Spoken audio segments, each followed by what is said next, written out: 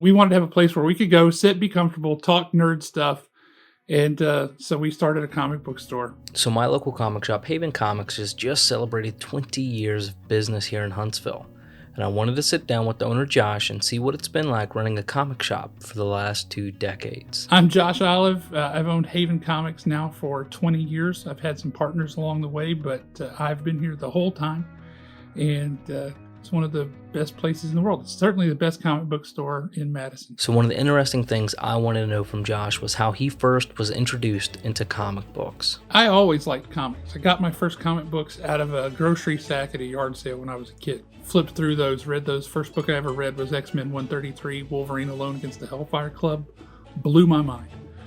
Big G.I. Joe fan, the cartoons, the toys, the comic books. I discovered the comic books. I was just in a whole nother world. I was happy as could be. Everyone has an origin story, so I wanted to know a little bit about Haven's origin story. We started Haven because of an idea that my friend Matt Cuthbert had. He had approached me, asked if I was interested in starting a comic book store, and I said, yeah, sure, because I knew it was never going to happen.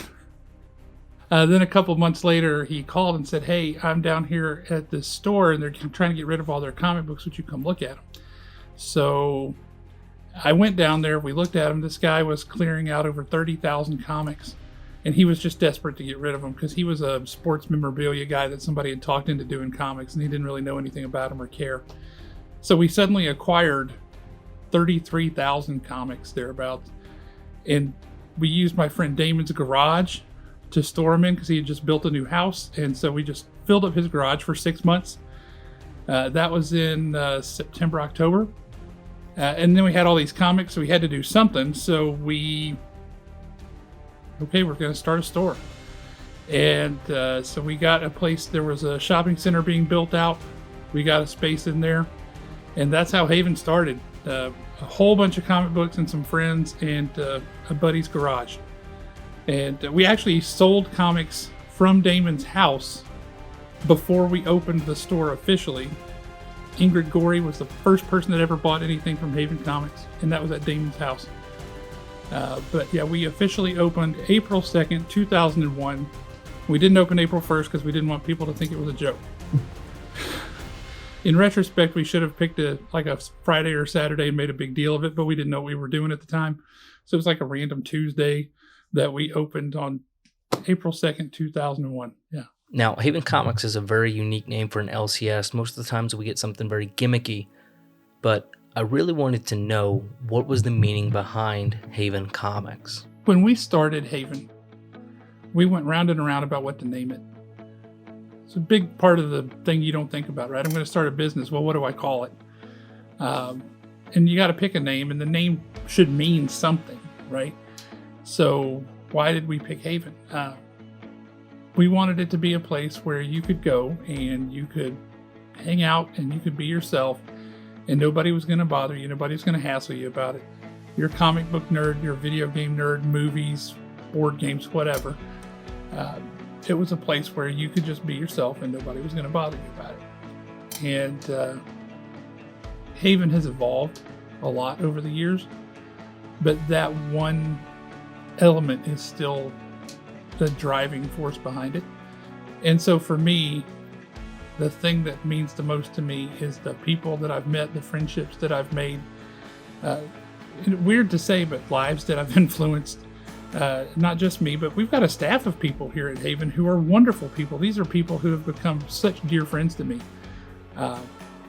And they do so much to keep this place going. I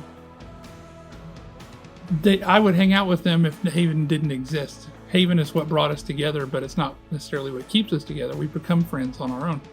And that's always been something that's meaningful to me, and that's going to continue to be meaningful to me. If I had to pick a second thing, it's when you first put a comic book in a kid's hands. If a kid comes in here for the first time, and they've never been here before, never been in a comic book store before, we put a free comic book in their hands. We let them pick, within reason. We're not going to let them put Spawn on their list, but we let them pick something, and we want them to love reading. We want them to enjoy reading. And watching that kid's face light up when he or she gets a free comic book and they get to walk out with it, that is something that I really love. I remember when I first got comics and got into comics and started reading them, how they made me feel and how they just captured my imagination. And I love the idea of being able to provide that for somebody else.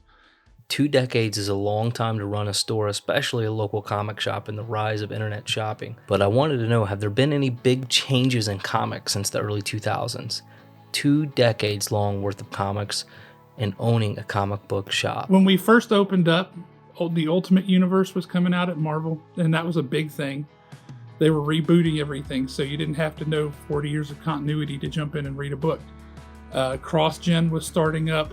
Phenomenal company doing really interesting stuff. Now, they certainly had their issues, but the landscape was very different then than what it is now. A lot changed over 20 years, but the medium of comics comes and goes a little bit in popularity, quality that's happening, but right now is an absolute golden age of comics. There's so many great things happening, and I'm really excited to still be a part of it.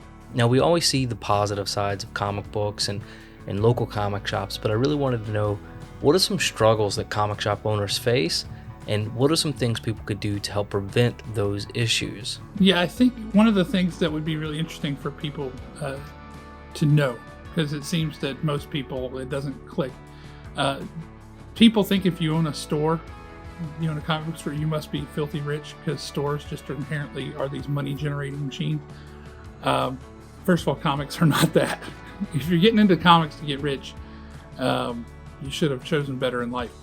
But one of the things, if people were to think about it and were to understand that, for example, we order comics 2 months in advance. That's just the way it is. Now, there's a final order cutoff that's a little bit later where we can adjust those numbers somewhat, but we order 2 months in advance. And if people don't come in and they don't pick up their books, and so they sit there for a while, we've already paid for those. Those weren't free. We had to pay for them. And they come in and they go, I don't want this stack of books that I said I wanted, and you ordered specifically for me. Now I don't want them. They don't know how much money that costs and how much money that I'm fronting for that. You think about it, and we're all guilty of it. I do the same thing. A big store like Barnes & Noble or something. I'm like, yeah, well, it's not going to hurt them because they're a big store. We are a small store. We're like a mom and pop store without the mom. You leave a stack of $400 worth of comics, that's painful. That really hurts. Kayleesa always says on our Tuesday unboxing videos, not picking up your pull is like the slow lingering death of a comic book store, and she's not wrong. It's what happens. So if people understood things like that and were a little bit more conscientious about it, I think that would help. I think if they understood the base concept that owning a comic book store does not make you wealthy, that would be helpful, because it certainly does not. If anything, it's more likely to bankrupt you, especially in the early years. It gets better as you learn and you get your orders right and you begin to acquire collections and things. But yeah, it's a challenge. One of the things I really wanted to do was dig a bit deeper into Josh's love for the store. So I wanted to know, what were some of his favorite memories? What is Haven supposed to be? One of the greatest moments in the history of this store is when we moved from our previous location to where we are today. We had 30, I think at one point 34 customers, all customers and friends, who helped us move everything up here. We didn't pay a company to do it. All the people who make up this community picked up all this heavy stuff and moved it up here, driving around on this big truck with these subscriber boxes, which is this massive 12-foot long thing that weighs a few hundred pounds, and it's really awkward. Doing all this stuff because this is their place. This is their clubhouse. This is where they come and hang out. And so for us, the greatest thing about owning a store, aside from it being a product that I love and stories and the creativity and the art and all those things that go into it, is the community of the people who come here. Putting a comic book in a little kid's hand for the first time. They've never read anything in their life, and the first comic book they pick up and they read. And then they're still here years later, and now they're reading all this stuff and we're talking about it. That's fantastic. The people who come in every single week to get their books and to argue who would win in a fight between Batman and Captain America, the people is what makes it. Otherwise, it's just very transactional business. You buy your stuff, you go. There's not a community around McDonald's. You don't hang out there. and chat with the people who work there. Having that community of like-minded people, that's what Haven's all about. So after talking to Josh for quite some time, he really started to see his passion for comics and owning the store, but I still really wanted to know what the secret to his success was.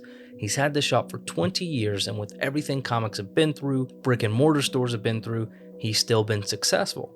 So I sat down with a few people who have been shopping at Haven since the beginning, and even some of the newer customers to see what is it that makes Haven Comics so special. And when Josh is here on a Saturday and we're just hanging out talking to each other, we crack each other up. Nobody thinks we're as funny as we do. We think we're hilarious. So that's one of the favorite things about being over here is when we're hanging out together. You know, it's the small shop. It's friendship, and you know, it's just a lot of good people hang out here. It's an inclusivity. You know, very inclusive. You never know who you're going to meet, and they're always nice. The community. That's really what it was. The comfort. Josh kept me coming back. I always been able to joke around, talk with him. Alex, Justin, and then her. I mean, literally bringing my daughter in. That was the biggest thing. Then that's always been something fun for me to do, is to spend that time with the kids. The nerdy clubhouse you always wanted. The first time we came here, it felt like walking into a friend's living room. No one here is perfect, but we are all kind to each other. It's inclusive. It's just friends. You walk in here and you will make friends. Showing up at Haven the first time I did, buying the first books I did here, you know, it was just something about being here and the atmosphere. Josh's excitement about the comics, I thought that was, you know, a little weird at first, because I was just like, they're comic books, man. Like, how can you be this excited about it? You know, because it was new to me. But I think that kind of excitement is contagious, and something that I really liked about Haven that I didn't get from other comic shops was the respect. No matter what it is you're here to look for, or what it is that you're collecting or into, you don't feel like people are snickering and pointing fingers behind your back. It's like other shops will. You'll feel like one of the gang if you come here. That's what's great about it. And you can hang out here. You don't necessarily have to buy comics, but you know, buy comics when you come here, really. Josh is the Wookiee you want at your side. He is kind, he is caring, he has a memory that will resound throughout the centuries. He remembers what his third grade babysitter's favorite candy bar is. That's almost not hyperbole. I'm pretty sure he does. He gives that same sort of attention to detail to everyone. If you come into the store and you talk about your favorite comic series, the next time you come to the store, he will not only remember it, he will say, oh, we managed to find this issue in the backlog that you might have been looking for. And also, if you like that comic, you should try this comic. It's got the same kind of vibe to it, the same kind of feel. You might like it. He just has a very welcoming aura. And he will be your friend. Whether you realize it or not, you will become friends with Josh Olive, and it's a good thing. Josh is one of those guys you can always ask a question, and if he doesn't have the answer, he'll find the answer for you, right? If you're looking for something specific, if he doesn't have it, he'll point you to somebody who does. Josh is one of those people that he is the epitome of what you would call a gentle giant. He is probably twice my size in every way, but at the same time, I feel like if we were at a bar, I would be defending him. You know, if somebody were to talk smack about Josh, I would be ready to throw hands. He's always honest and always friendly, always got a smile on his face, even if he's not having a good day. You know, you come in, he's not going to take it out or make everyone else have a bad day because of that. So what I've learned after talking with all of these customers and talking with Josh, in my own experience, Josh is what keeps people coming back to Haven Comics. He really is the heart of the store. You know, the comics, the games, the community, it's what makes the store. But Josh is what people coming back for. He's the one that draws people to the store. And that had me thinking, is he ever going to leave Haven Comics? Coming up on 20 years now for having owned Haven, been a part of Haven. And honestly, I can't envision there being a time when I'm not part of Haven. I've got nieces and nephews. We've got little kids up here like Olivia, who comes up on Saturdays, who has told me she's going to grow up to run a comic book store. And I said, which one? And she said, this one. And I said, oh yeah, well, what am I going to do? She's like, I don't know.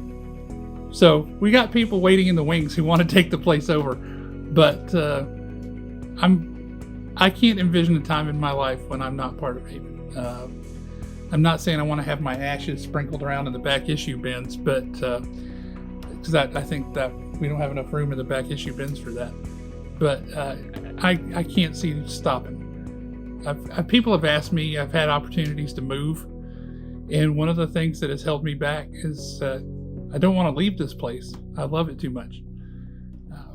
So I think I'm going to be at Haven for as long as there is a Haven.